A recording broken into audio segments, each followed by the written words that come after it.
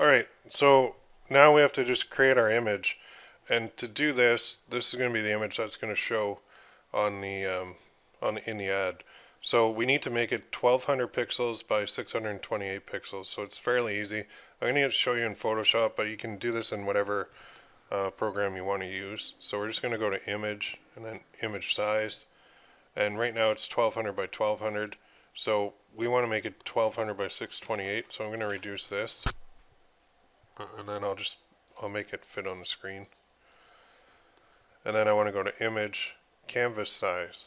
And here I want to select pixels, and I want to go 1200 by 628.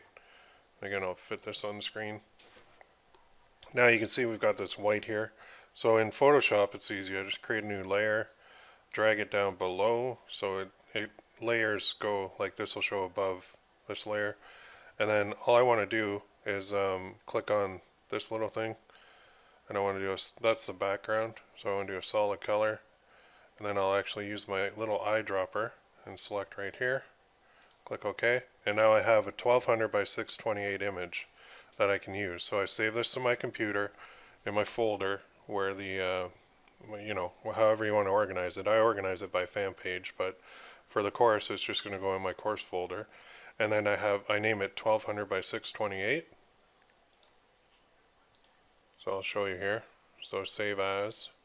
And I'm in my necklace blueprint folder. So I'm going to save it as 1200 by 628.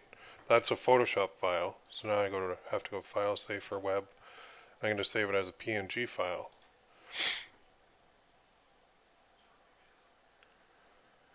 And I'll go to my computer, D drive, courses. There.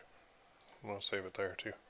There, so now my file's saved, this is ready to go, and I'm ready to now create my campaign. I've got my interests and I've got my image, and that's really the two basic things you need in order to create a campaign.